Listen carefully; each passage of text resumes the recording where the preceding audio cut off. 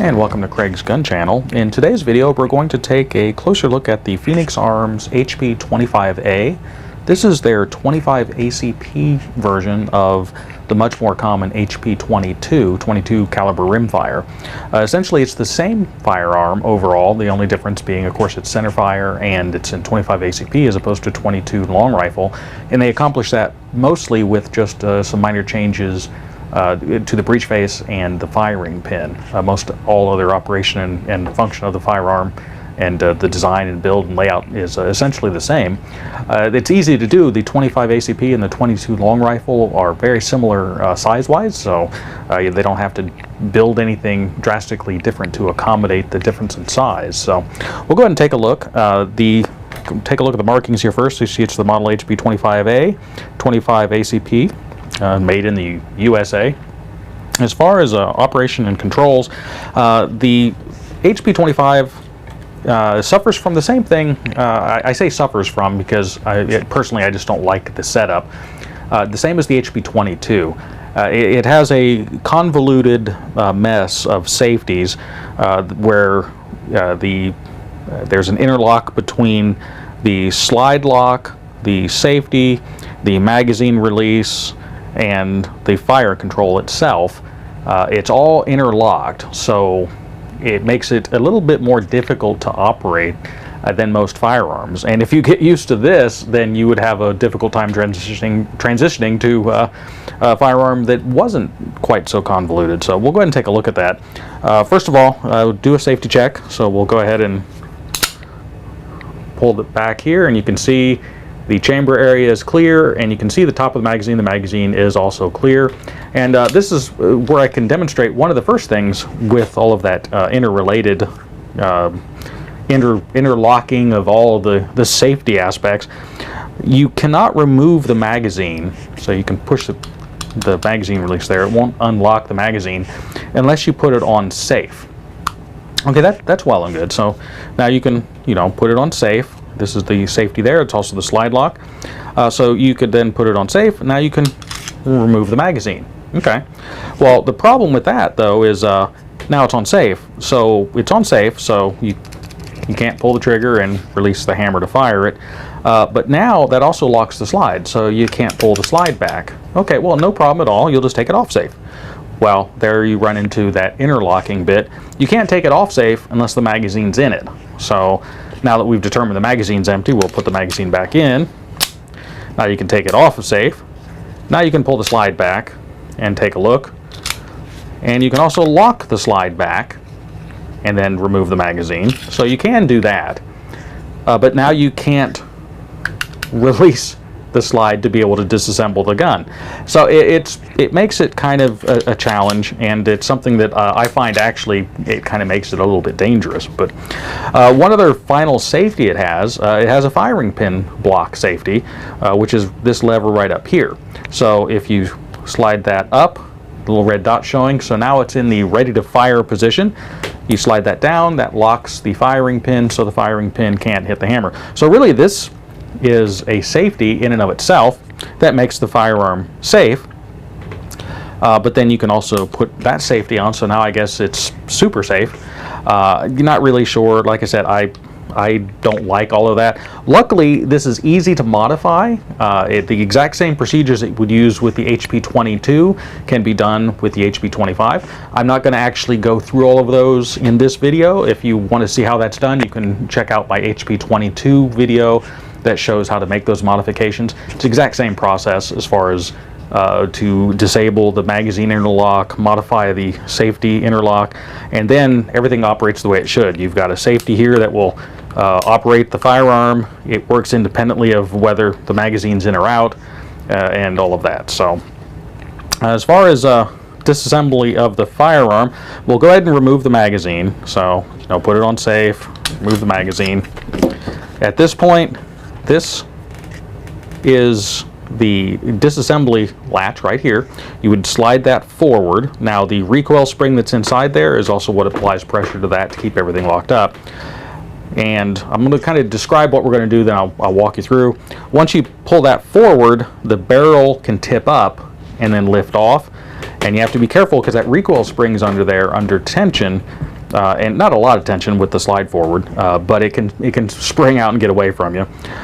So we'll go ahead and first we'll slide that forward just a bit, and a lot of times, especially with new firearms, that is a little bit difficult to do.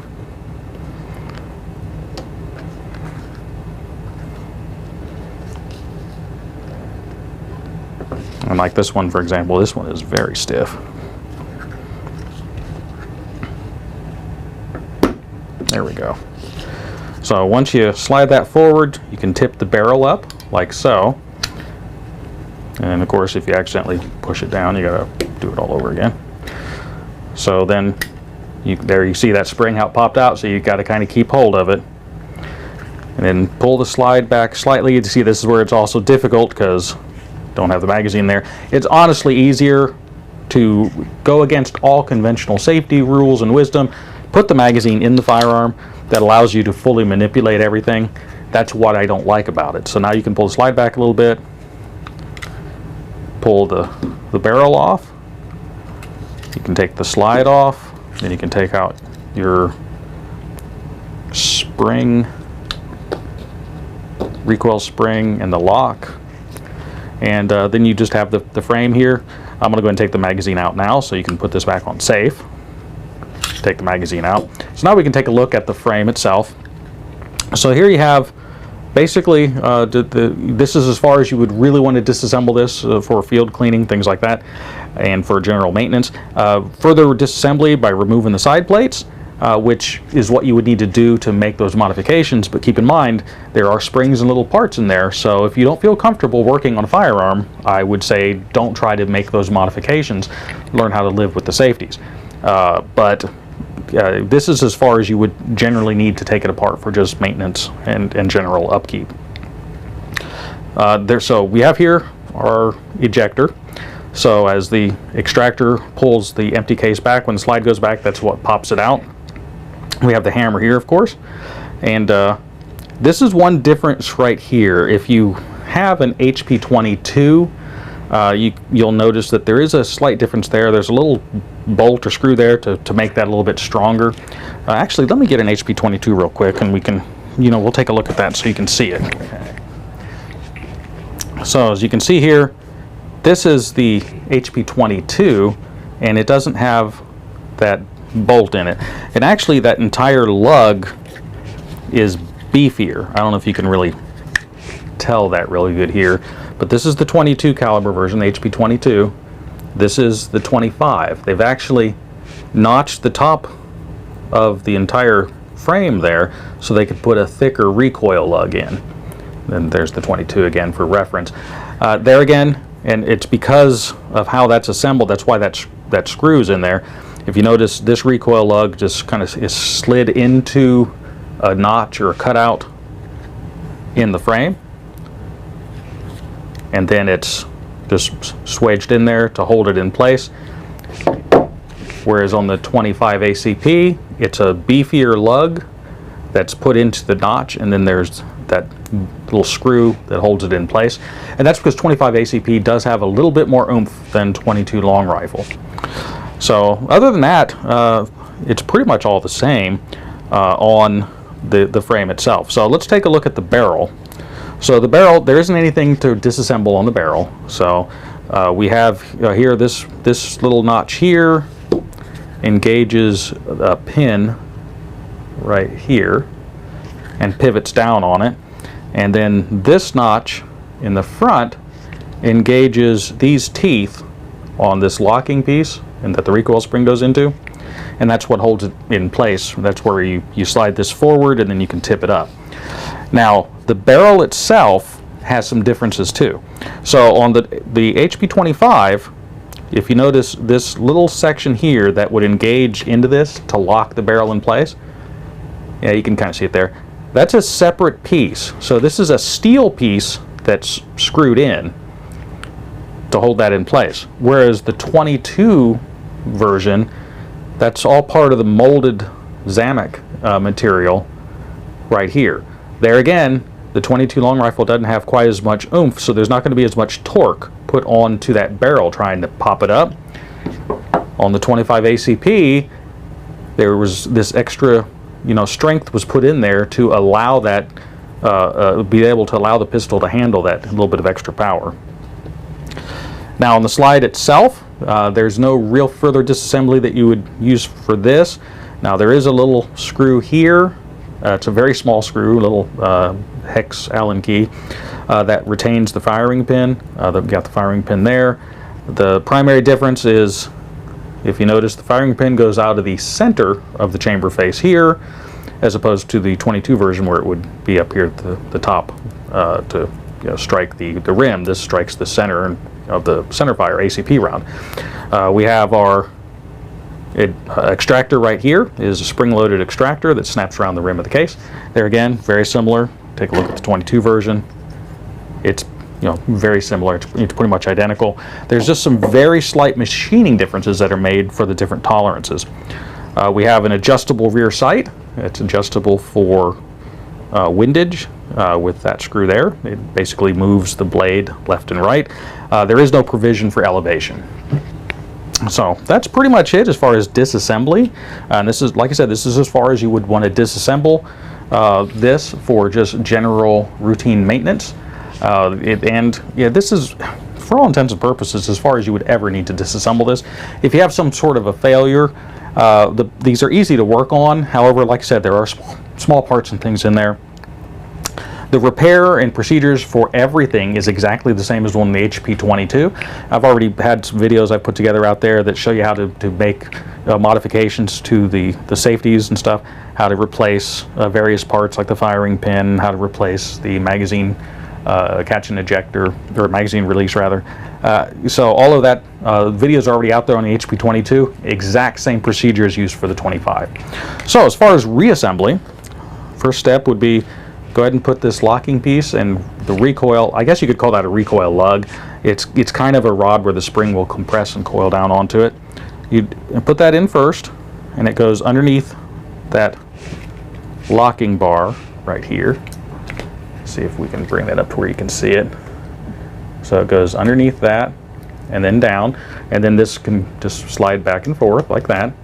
So when in the back position it's locked in place, you pull it forward, that's what releases it. Have our recoil spring. The recoil spring goes on just like that. And then we put our slide on. So, well, first of all, let me put the magazine back in. I'm going to take it off of safe. And, of course, now the magazine's just in there. So, we'll put our slide on.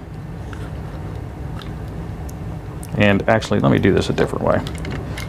Go ahead and put the slide, kind of hold it in place here so that it's in where it travels, and then push it forward.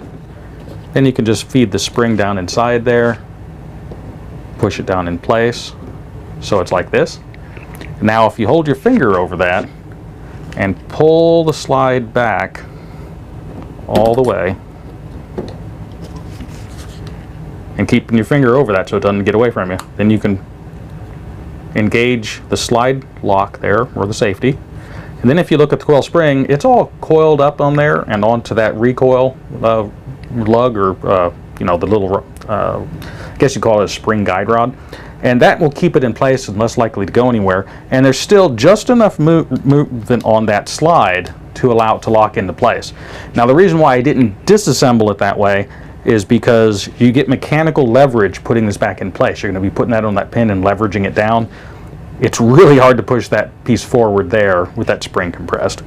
So now you'll just engage this notch right here onto that rod that's right there, little pin.